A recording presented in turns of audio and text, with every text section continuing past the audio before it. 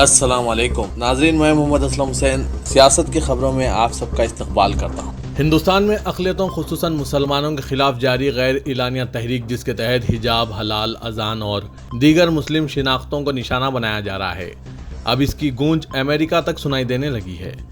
अमेरिकी कांग्रेस में यह मामला उठाते हुए ऐवान नुमाइंदगान की अहम रुकन इल्हान उमर ने हिंदुस्तान की मोदी हुकूमत के साथ साथ अमेरिका जो बाइडन हुकूमत को भी आड़े हाथों लिया है। इल्हान उमर ने अमेरिकी कांग्रेस में यह मामला उठाते हुए सदर जो बाइडन की दस्तरास्त और सबसे सीनियर रुकन पार्लियामान में से एक वेंडी शेरिमन को मुखातिब किया और कहा कि मोदी हुकूमत के जरिए हिंदुस्तानी मुसलमानों को जिस तरह हरासा किया जा रहा है, हिजाब, हलाल और इनकी दीगर शिनाख्तों को जिस तरह से निशाना बनाया जा रहा है, क्या इस मामले में अमेरिकी हुकूमत खामोश तमाशाई बनी रहना चाहती है। इल्हान उमर, जो पूरी दुनिया में हुकूक इंसानी के मौज़ूआत उठाती रहती हैं और अमेरिकी हुकूमत की तवज्जो इस जानिब दिलाती रहती है, उन्होंने वेंडी शेरिमन से पूछा कि अगर वाकई अमेरिकी हुकूमत इस मामले में संजीदा है तो इसे हिंदुस्तानी मुसलमानों का मामला पूरे ज़ोर और शोर से उठाना चाहिए और हिंदुस्तानी हुकूमत को ये एहसास दिलाना चाहिए कि इसके दौर इख्तिदार में अक़लियतों के साथ बहुत कुछ गलत हो रहा है। कालीचरण महाराज का एक मुतनाज़ा वीडियो मंजर-ए-आम पर आया है। इसमें कालीचरण इस्तकबालिया के दौरान इंदौर में इनके हामियों की तरफ से पेश किए गए मुबैना तेजदार हथियार को लहराते हुए नजर आ रहे हैं। कालीचरण महाराज, जिन्हें हाल ही में रायपुर के सेंट्रल जेल में 3 माह महात्मा गांधी के खिलाफ मुबैना नाजेबा रिमार्क्स के इल्जाम में अदालती हिरासत में गुजारने के बाद जमानत पर रिहा किया गया था। वीडियो के मुताबिक कालीचरण शहर में अपने हामियों से फूलों के हार कबूल कर रहे हैं और एक हाथ में तलवार और दूसरे में हंस जैसा हथियार लहरा रहे हैं। इस दौरान वो एक एसयूवी की छत से बाहर आते हुए नजर आ रहे हैं और इनका काफिला जुलूस की शक्ल में आगे बढ़ रहा है।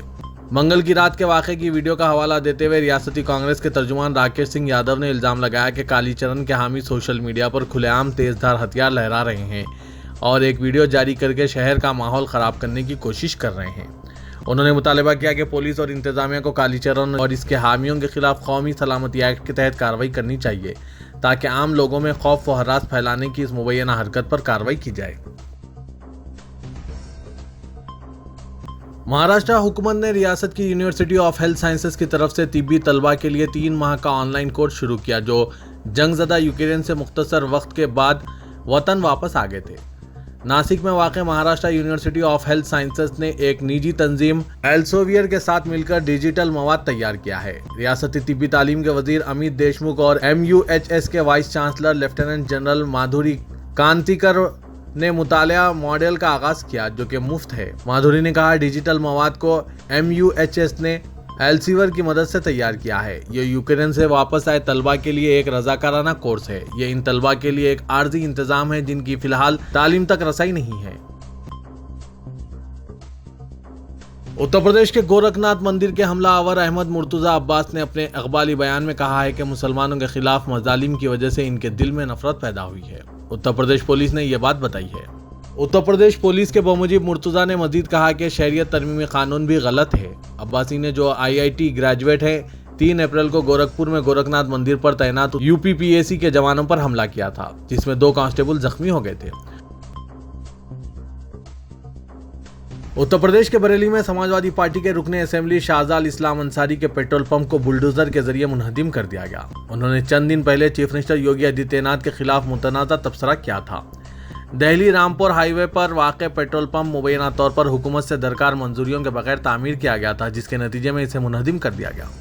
शाहजाल इस्लाम ने जारी हफ्ते के अवाइल में योगी आदित्यनाथ को मुबैना तौर पर धमकियां दी थी और ये वीडियो क्लिप वायरल हो जाने के बाद वो तनाज़े में घिर गए थे। शाहजाल ने बरेली में समाजवादी पार्टी के हामियों से खिताब करते हुए कहा था कि अगर योगी हमारे खिलाफ कुछ कहता है तो हमारी बंदूकें भी धुआं नहीं बल्कि गोलियां उगलेगी। चीफ मिनिस्टर के खिलाफ इश्तियाल अंगेज बयान देने पर शाहजाल इस्लाम और दीगर पार्टी कायदीन के खिलाफ FIR भी दर्ज की गई थी, लेकिन अब इनके पेट्रोल पंप पर बुलडोजर चला दिया गया है। दिल्ली में नवरात्रि के दौरान गोश्त की दुकानात बंद रखने के तनाज़े के दौरान जम्मू कश्मीर नेशनल कॉन्फ्रेंस के सदर उमर अब्दुल्ला ने इस इक़दाम की मुखालिफत की है और कहा है कि अगर जनूबी दिल्ली के लिए अक्सरियत की राय पर अमल करना दुरुस्त है तो जम्मू कश्मीर के लिए भी ऐसा ही होना चाहिए।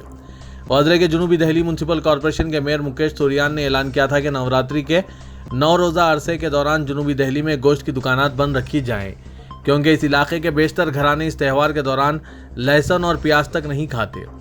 जनूबी दिल्ली म्यूनिसिपल कॉरपोरेशन ने ऐलान किया था कि 11 अप्रैल तक तमाम गोश्त की दुकानात बंद रखी जाएं, खिलाफवर्जी करने वालों पर चालान आयद किए जाएंगे। उमर अब्दुल्ला ने इस इत्तला पर रद्दअमल जाहिर करते हुए म्यूनिसिपल कॉरपोरेशन के फैसले की मजम्मत की। उन्होंने कहा कि दस्तूर मुझे किसी भी वक्त गोश्त खाने की इजाज़त देता है। इन अहकाम पर दीगर अपोजिशन कायदीन बशमूल तृणमूल कांग्रेस रुकने पार्लियामेंट महमूद तरा ने भी शदीद रद्दअमल जाहिर किया और कहा कि दस्तूर इन्हें अपनी मर्जी के मुताबिक गोश्त खाने की इजाज़त देता है। उन्होंने ट्वीट किया था कि जनूबी दिल्ली में रहती हूँ और जब भी मैं चाहूँ दस्तूर मुझे गोश्त खाने की इजाज़त देता है। दुकानदारों को अपना कारोबार करने की आज़ादी हासिल होनी चाहिए। कांग्रेस कायद सलमान नियाज़ी ने तनकीद करते हुए कहा कि अगर नवरात्रि के दौरान गोश्त की फरोख्त बंद की जा सकती है तो माह रमज़ान में शराब की फरोख्त क्यों बंद नहीं की जा सकती।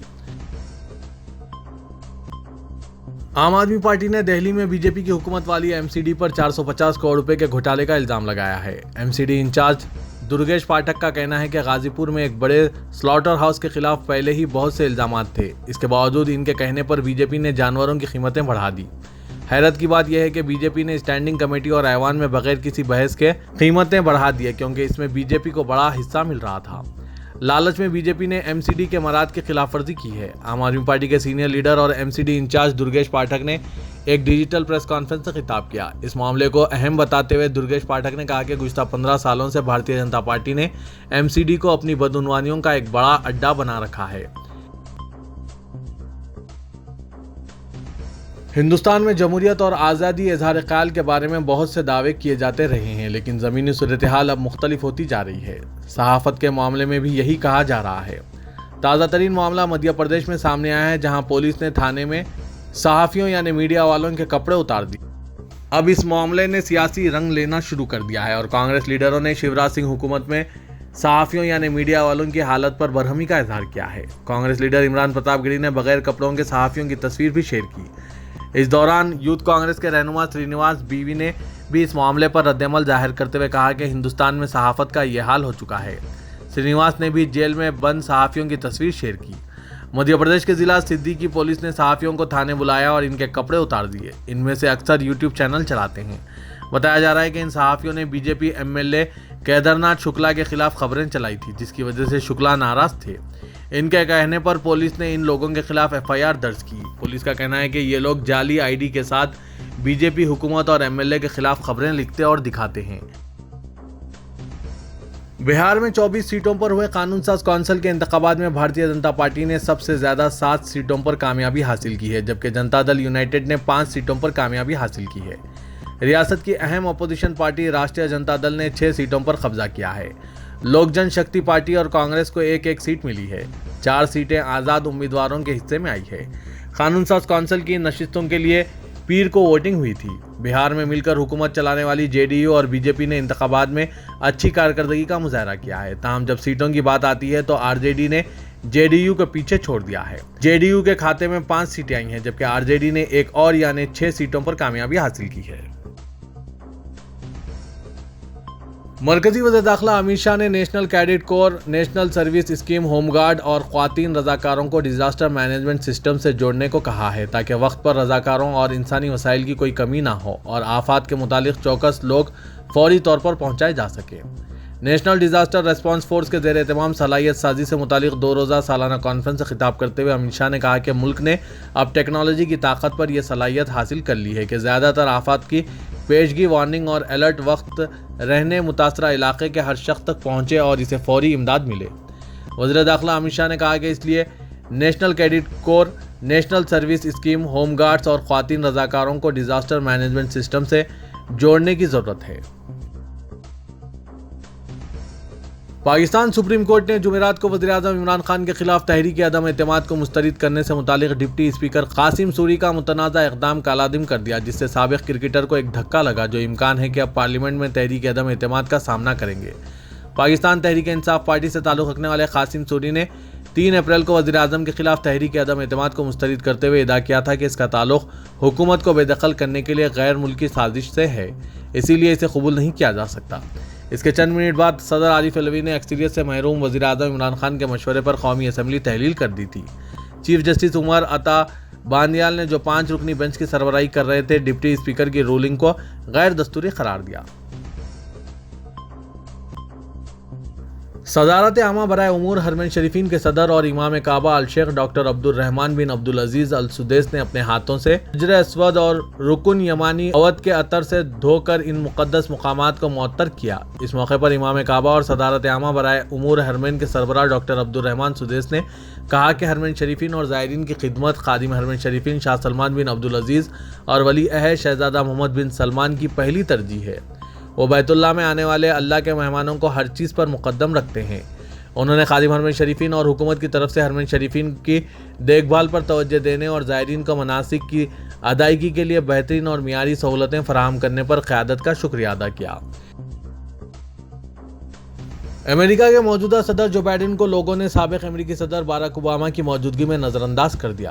ओबामा ने हाल ही में तवील अरसे के बाद व्हाइट हाउस का दौरा किया, जहां इनका पुरतपाक इस्तकबाल किया गया, जबकि जो बाइडेन ने साबिक सदर के लिए ज़ोहराने की मेज़बानी भी की।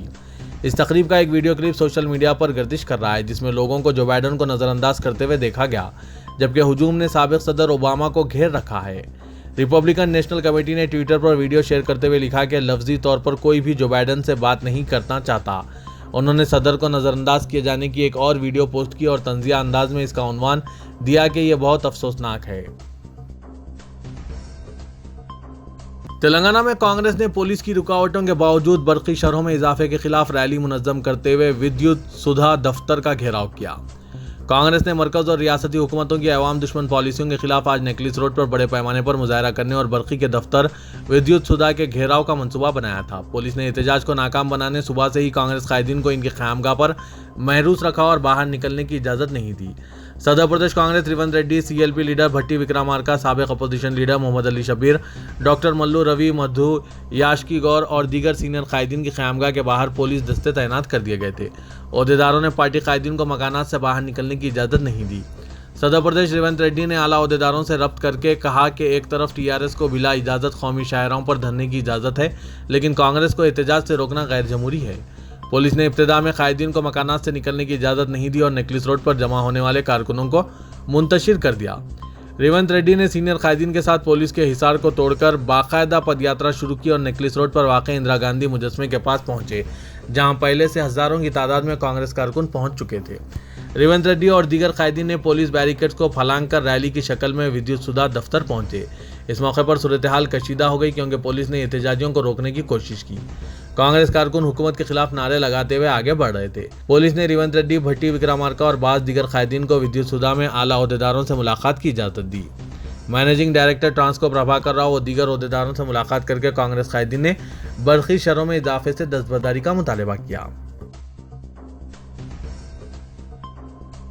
रियासती वजीर बल्दी नज़्म KT रामाराव ने दोनों भाई बहन शेख शोएब और सानिया के MBBS तालीमी अखराजात की जिम्मेदारी कबूल करने का ऐलान किया है। जिला वरंगल के गरीब खानदान से ताल्लुक़ रखने वाले इन दोनों भाई बहन के वालिद का गुज़िश्ता साल कोरोना बहरान के दौरान इंतकाल हो गया था। इन बच्चों के वालिद का नाम शेख शब्बीर है, जिनका जिला मुलगू हेडक्वार्टर पर कंप्यूटर टाइपिंग इंस्टीट्यूट था। वो अपने दोनों बच्चों को डॉक्टर बनाना चाहते थे। बच्चों ने भी वालिद के ख्वाब को शर्मिंदा ताबीर किया। सानिया को काकतिया मेडिकल कॉलेज में दाखिला मिला, जबकि शेख शोएब को ज़िला रंगारेड्डी के मोइनाबाद में वाक़ खानगी मेडिकल कॉलेज में कन्वीनर कोटे में नशिस्त हासिल हुई। वालिद के इंतकाल के बाद इन बच्चों की तालीम का मसला पैदा हो गया। इन दोनों बच्चों ने अपनी मां जोहरा बेगम के साथ मिलकर अवाम से हत्या देने की अपील की है, जिसकी खबर मुकामी तेलुगु रोजनामे में शाये हुई। इस खबर को एक शख्स ने रियासती वजीर बल्दी नज़्म KTR को ट्वीट करते हुए इन बच्चों की MBBS तालीम मुकम्मिल करने के लिए माली ताउन करने की अपील की, जिस पर KTR ने ट्विटर पर फौरी रद्दअमल का इजहार किया और कहा कि वो सानिया और शोएब की तालीमी जिम्मेदारी कबूल करते हैं। साथ ही KTR ने अपने ऑफिस स्टाफ को हिदायत दी कि वो इन दोनों भाई बहन और इनकी मां को हैदराबाद तलब करें। मजलिसी रुकने असेंबली अकबरुद्दीन अवैसी के निर्मल में इश्तियाल अंगेज तकरीर केस की समाअत मुकम्मिल हो चुकी है और अदालत ने 12 अप्रैल को फैसला सुनाने का ऐलान किया है। इस मौके पर रुकने असेंबली चन्नान गुट्टा अकबरुद्दीन अवैसी के अलावा निर्मल के उस वक्त के सदर मजलिस अजीम बिन याहिया भी अदालत में मौजूद थे। अरकान पार्लियामेंट व असेंबली के केसों की समाअत के लिए कायम की गई खुसूसी अदालत ने फरवरी 21 था 7 मार्च को गवाहों के बयानात कलमबंद करने और समाअत मुकम्मिल करने का फैसला किया था, जिसके बाद अदालत ने 38 गवाहों बशमुल पुलिस ओहदेदारों ने अपना बयान कलमबंद करवाया। निर्मल के साबिका इंस्पेक्टर पुलिस लक्ष्मी नरसिम्हा स्वामी ने अदालत को बताया था कि 22 दिसंबर 2012 को मजलिस की जानिब से NTR स्टेडियम निर्मल में जलसा मुनक्किद किया गया था, जिसमें अकबरुद्दीन ओवैसी ने काबिल एतराज़ व इश्तियाल अंगेज़ तकरीर की और दो फ़िरक़ों के दरमियान मुनाफरत भी फैलाने की कोशिश की। वकील दिफा और इस्तिग़ासा के वकील के मुबाहस के बाद खुसूसी अदालत ने इस केस के फैसले को महफूज करते हुए 12 अप्रैल को फैसला सुनाने का ऐलान किया। Hyderabad city police commissioner CV आनंद ने आज मुख्तलिफ महकमों के हुक्काम के साथ एक मीटिंग मुनक्किद की, जिसमें श्री रामनवमी, हनुमान जयंती, आने वाले त्योहारों के बंदोबस्त के सिलसिले में बातचीत की गई। कमिश्नर GHMC लोकेश शर्मा श्री रामनवमी उत्सव की समिति के अरकान और सीनियर ओहदेदारान रोड एंड बिल्डिंग, इमारत, विश्वरा, इलेक्ट्रिसिटी और फायर सर्विसेज के हुक्काम ने इस मीटिंग में शिरकत की। CV आनंद ने मीडिया से खिताब किया। इंतजामात के सिलसिले में रामनवमी शोभा यात्रा के इंतजामात और मरकजी जुलूस, मंगल हाट, रामकोट के इंतजामात का जायजा लिया गया। सिटी पुलिस कमिश्नर ने बताया कि सख्त सिक्योरिटी के इंतजामात का मंसूबा बनाया गया है। उन्होंने कहा कि ऑर्गेनाइजर्स को चाहिए कि वो पुलिस की जानिब से जो रूट्स दिए गए हैं, इन रूट से ही जुलूस को गुजारें। तो ये था आज का खबरनामा। खबरों से मुतालिक कमेंट के जरिए आप अपने ख्यालात पेश कर सकते हैं और साथ ही इस वीडियो को लाइक कीजिएगा। तो मैं मोहम्मद असलम हुसैन अब आप सबसे इजाज़त तलब करता हूँ। तो दीजिए इजाज़त। अल्लाह।